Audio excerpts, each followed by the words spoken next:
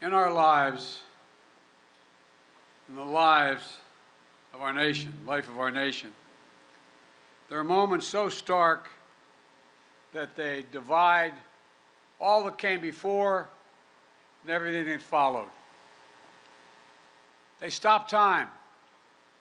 They rip away the trivial from the essential. And they force us to confront hard truths about ourselves, about our institutions, and about our democracy. In the words of Scripture, they remind us to hate evil, love good, and establish justice in the gate. Last week, President Harris and I stood in the United States Capitol to observe one of those before and after moments in American history. January 6th insurrection on the citadel of our democracy. Today, we come to Atlanta, the cradle of civil rights, to make clear what must come after that dreadful day when a dagger was literally held at the throat of American democracy. We stand on the grounds that connect Clark Atlanta University, Morehouse College, near Spelman College, the home of generations of advocates, activists, educators, and preachers. Young people, just like the students here, who have done so much to build a better America. We visited the sacred Ebenezer Baptist Church and paused to pray at the crypt of Dr. and Mrs. King and spent time with their family. And here in the district, as was pointed out, represented and reflected the life of beloved friend John Lewis. In their lifetimes, time stopped when a bomb blew up the 16th Street Baptist Church in Birmingham and murdered 4 little girls. They stopped when John and many others seeking justice were beaten and bloodied while crossing the bridge at Selma, named after the Grand Dragon of the Ku Klux Klan. They stopped. Time stopped. They forced the country to confront the hard truths and to act to keep the promise of America alive, the promise that holds that we're all created equal, but more importantly, deserve to be treated equally. And from those moments of darkness and despair came light and hope. Democrats, Republicans, and Independents worked to pass the historic Civil Rights Act and the voting rights legislation. And each successive generation continued that ongoing work.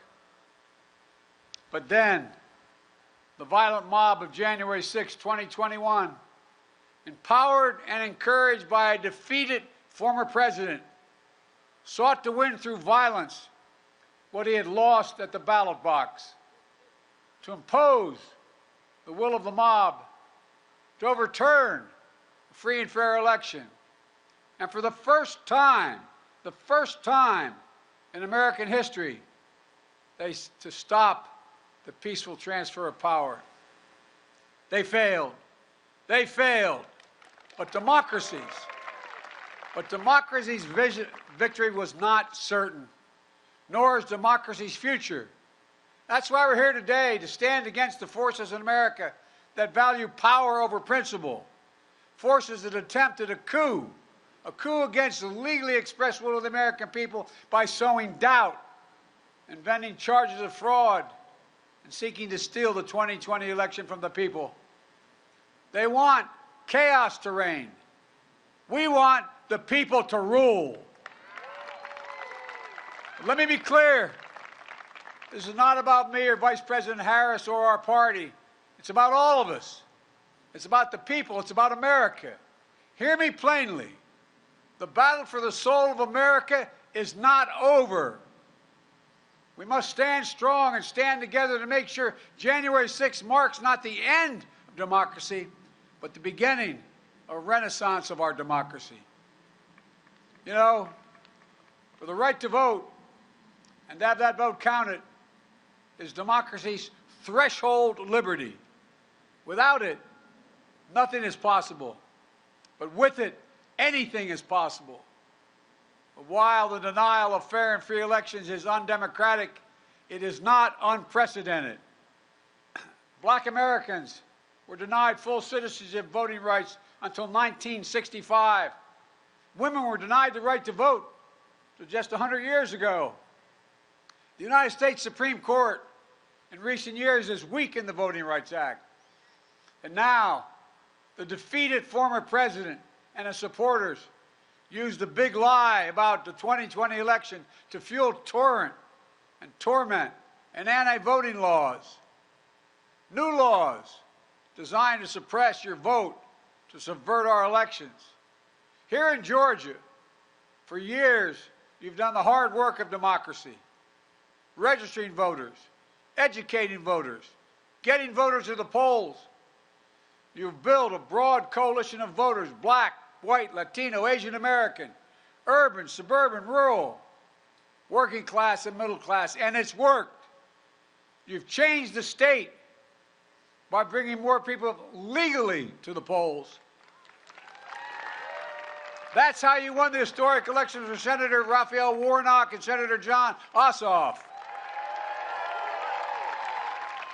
You did it the right way, the democratic way. And what's been the reaction of Republicans in Georgia? Choose the wrong way, the undemocratic way. To them, too many people voting in a democracy is a problem. So they're putting up obstacles. For example, voting by mail is a safe and convenient way to get more people to vote. So they're making it harder for you to vote by mail. The same way, I might add, in the 2020 election, President Trump voted from behind the desk in the White House in Florida, dropping your ballots off to secure drop boxes. It's safe, it's convenient, and you get more people to vote. So they're limiting the number of drop boxes and the hours you can use them. Taking away the options has a predictable effect. Longer lines at the polls. Lines that can last for hours. You've seen it with your own eyes. People get tired. They get hungry. When the Bible teaches us to feed the hungry and give water to the thirsty, the new Georgia law actually makes it illegal. Think of this. I mean, it's 2020. And now 22 going into that election. It makes it illegal to bring your neighbors, your fellow voters, food or water while they wait in line to vote. What in the heck are we talking about? I mean, think about it. That's not America. That's what it looks like when they suppress the right to vote. And here's how they plan to subvert the election. The Georgia Republican Party, the state legislature, has now given itself the power to make it easier for partisan actors, their cronies, to remove local election officials. Think about that. What happened the last election? The former president and allies pursued, threatened, and intimidated state and local election officials. Election workers, ordinary citizens, were subject to death threats, menacing phone calls, people stalking them in their homes. Remember what the defeated former president said to the highest ranking election official, a Republican in this state? He said, quote, "I just want to find 11,780 votes." Pray God. He didn't say that part. He didn't say count the votes. He said find votes that he needed to win. He failed because of the courageous officials, Democrats, Republicans, who did their duty and upheld the law. But with this new law in Georgia, his loyalists will be placed in charge of state elections. What is that going to mean? Well, the chances for chaos and subversion are even greater as partisans seek the results they want no matter what the voters have said, no matter what the count. The votes of nearly 5 million Georgians will be up for grabs if that law holds. It's not just here in Georgia.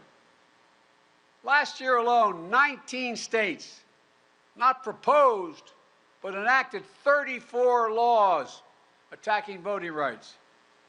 There were nearly 400 additional bills Republican members of state legislatures tried to pass. And now, Republican legislators in several states have already announced plans to escalate the onslaught this year. Their end game? To turn the will of the voters into a mere suggestion, something states can respect or ignore. Jim Crow 2.0 is about two insidious things: voter suppression and election subversion. It's no longer about who gets to vote. It's about making it harder to vote. It's about who gets to count the vote and whether your vote counts at all. It's not hyperbole. This is a fact. Look, this matters to all of us. The goal of the former president and his allies is to disenfranchise anyone who votes against them. Simple as that. The facts won't matter. Your vote won't matter. They'll just decide what they want and then do it. That's the kind of power you see in totalitarian states, not in democracies. We must be vigilant, and the world is watching. I know the majority of the world leaders, the good and the bad ones, adversaries and allies alike. They're watching American democracy and seeing whether we can meet this moment. And that's not hyperbole. When I showed up at the G7 with 7 other world leaders, there were a total of 9 present. Vice President Harris and I have spent our careers doing this work. I said, America's back. And the response was, for how long? For how long? As someone who's worked in foreign policy my whole life, I never thought I would ever hear our allies say something like that. Over the past year, we've directed federal agencies to promote access to voting, led by the Vice President. We've appointed top civil rights advocates to help the U.S. Department of Justice, which has doubled its voting rights enforcement staff. Today, we call on Congress to get done what history will judge. Pass the Freedom to Vote Act. Pass it now, which will prevent voter suppression. So that here in Georgia, there's full access to voting by mail. There are enough drop boxes during enough hours so that you can bring food and water as well to people waiting in line. The Freedom to Vote Act takes on election subversion to protect nonpartisan electors, officials who are doing their job from intimidation and interference. It would get dark money out of politics, create fair district maps, and ending partisan gerrymandering. Look, it's also time to pass the John Lewis Voting Rights Advancement Act.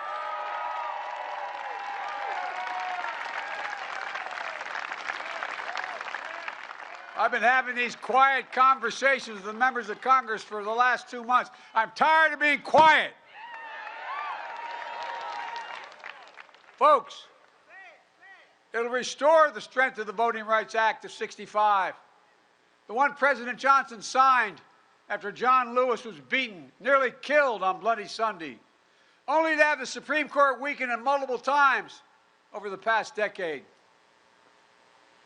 Restoring the Voting Rights Act would mean that Justice Department can stop discriminatory laws before they go into effect. Before they go into effect. The Vice President and I have supported voting rights bills since day one of this administration, but each and every time, Senate Republicans have blocked the way. Republicans oppose even debating the issue. You hear me? I've been around the Senate a long time. I was vice president for 8 years. I've never seen a circumstance where not one single Republican has a voice that's ready to speak for justice now. When I was a senator, including when I headed up the Judiciary Committee, I helped reauthorize the Voting Act 3 times. We held hearings, we debated, we voted. Was able to extend the Voting Rights Act for 25 years. In 2006, the Voting Rights Act passed 390 to 33 in the House of Representatives and 98 to 0 in the Senate, with votes from 16 current sitting Republicans in this United States Senate. 16 of them voted to extend it. The last year I was chairman, some of my friends sitting down here will tell you, Strom Thurmond voted to extend the Voting Rights Act. Strom Thurmond. You can say that again. Wow. You have no idea how darn hard I worked on that one. But folks, then it was signed into law the last time by President George W. Bush. You know, when we get voting rights extended in 1980, as I said, even Thurmond supported it. Think about that. The man who led the longest one of the longest filibusters in history in the United States Senate, 1957, against the Voting Rights Act. The man who led and sided with old Southern bulls in the United States Senate to perpetuate segregation in this nation. Even Strom Thurmond came to support voting rights. But Republicans today can't and won't. Not a single Republican has displayed the courage to stand up to a defeated president to protect America's right to vote. Not one. Not one. We have 50-50 in the United States Senate. That means we have 51 presidents. You all think I'm kidding. I've been pretty good at working with senators my career, but man, when you got 51 presidents, it gets harder. Any one can change the outcome. Sadly, the United States Senate, designed to be the world's greatest deliberative body, has been rendered a shell of its former self. It gives me no satisfaction in saying that as an institutionalist, as a man who was honored to serve in the Senate. But as an institutionalist, I believe that the threat to our democracy is so grave that we must find a way to pass these voting rights bills. Debate them, vote, let the majority prevail. And if that bare minimum is blocked, we have no option but to change the Senate rules, including getting rid of the filibuster for this.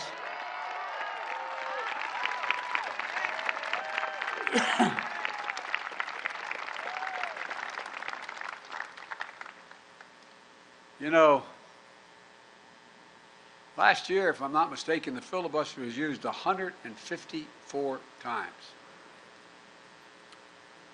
The filibuster has been used to generate compromise in the past, promote some bipartisanship, but it's also used to obstruct, including especially obstruct civil rights and voting rights. And when it was used, senators traditionally used to have to stand and speak at their desk for however long it took. And sometimes it took hours. And when they sat down, if no one immediately stood up, anyone could call for a vote or the debate ended. But that doesn't happen today. Senators no longer even have to speak one word. Filibuster is not used by Republicans to bring the Senate together, but to pull it further apart. Filibuster is weaponized and abused. While the state legislative assaults on voting rights is simple, all you need in your House and Senate is a pure majority. In the United States Senate, it takes a supermajority, 60 votes, even to get a vote, instead of 50 to protect the right to vote. State legislators can pass anti-voting laws with simple majorities. If they can do that, then the United States Senate should be able to protect voting rights by a simple majority. Today, I'm making it clear, to protect our democracy, I support changing the Senate rules, whichever way they need to be changed to prevent a minority of senators from blocking action on voting rights. When it comes to protecting majority rule in America, the majority should rule in the United States Senate. I make this announcement with careful deliberation, recognizing the fundamental right to vote is a right from which all other rights flow. And I make it with an appeal to my Republican colleagues, to those Republicans who believe in the rule of law, restore the bipartisan tradition of voting rights.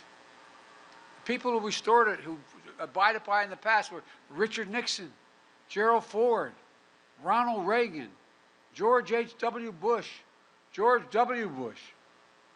They all supported the Voting Rights Act.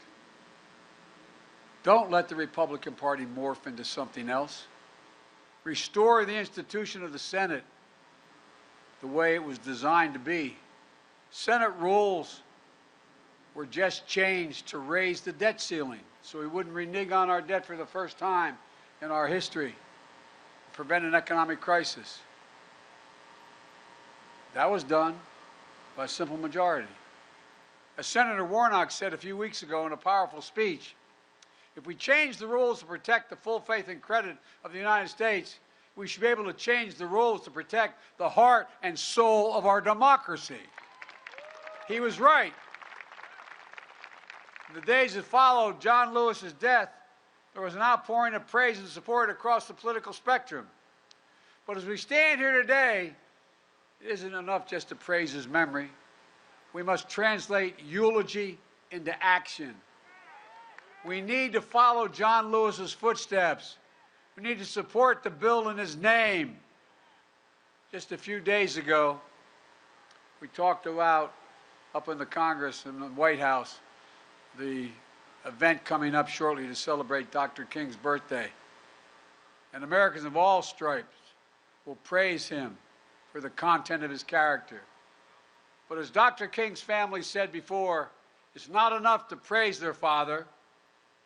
They even said, on this holiday, don't celebrate his birthday unless you're willing to support what he lived for and what he died for.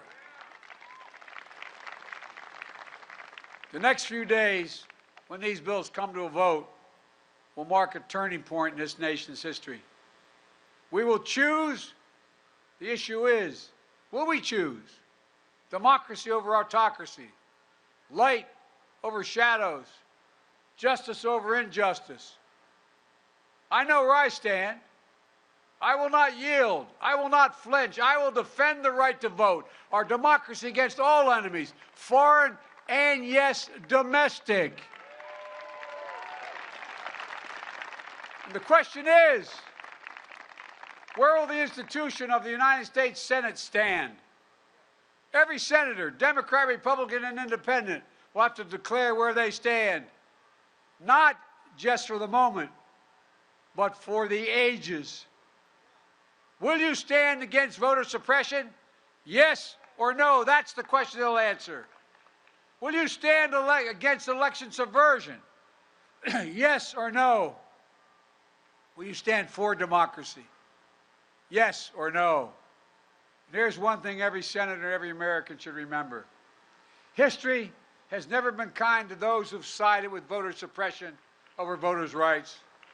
And it will even be less kind for those who side with election subversion. So I ask every elected official in America, how do you want to be remembered?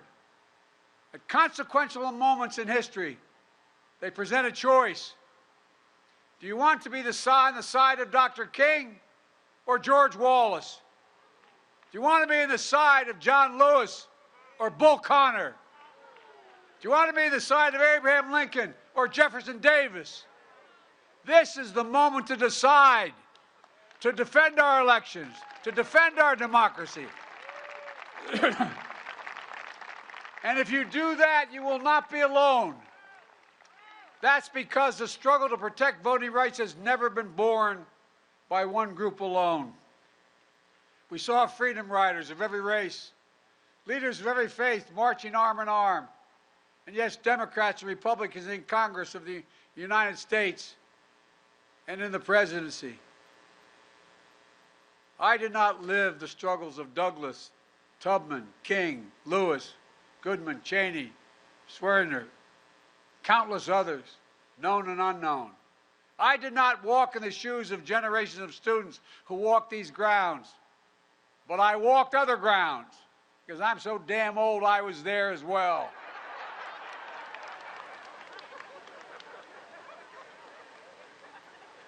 Hey, you think I'm kidding, man? Seems like yesterday, the first time I got arrested. Anyway. But their struggles here, they were the ones that opened my eyes as a high school student in the late 50s and early 60s. They got me more engaged in the work of my life. And what we're talking about today is rooted in the very idea of America. The idea that Annelle Ponder, who graduated from Clark, Atlanta, captured in a single word. She was a teacher and a librarian who was also an unyielding champion of voting rights. In 1963, when I was just starting college and university, after registering voters in Mississippi, she was pulled off a bus, arrested and jailed, where she was brutally beaten. In her cell, next to her, was Fannie Lou Hamer, who described the beating this way, and I quote, "I could hear the sounds of the licks and the horrible screams. They beat her. I don't know for how long. And after a while, she began to pray and ask God to have mercy on those people." Annelle Ponder's friends visited her the next day. Her face was badly swollen. She could hardly talk, but she managed to whisper one word: freedom. Freedom, the only word she whispered. After nearly 250 years since our founding, that singular idea still echoes, but it's up to all of us to make sure it never fades, especially the students here, your generation, that just started voting, as there are those who are trying to take away that vote you just started to be able to exercise. But the giants we honor today were your age when they made clear who we must be as a nation. Not a joke. Think about it. In the early 60s, they were sitting where you're sitting. They were you. And like them, you give me much hope for the future. Before and after in our lives, in the life of this nation, democracy is who we are, who we must be, now and forever. So let's stand in this breach together. Let's love good, establish justice in the gate. And remember, as I said, this is one of those defining moments in American history. Each of those who vote will be remembered by class after class in the 50s and 60s, the 2050s and 60s. Each one of the members of the Senate is going to be judged by history on where they stood before the vote and where they stood after the vote. There's no escape. So let's get back to work. As my grandfather Finnegan used to say every time I walked out the door in Scranton, he'd say, "Joey, keep the faith." Then he'd say, "No, Joey, spread it. Let's spread the faith and get this done." May God bless you all, and may God protect the sacred right to vote. Thank you. I mean it. Let's go get this done. Thank you.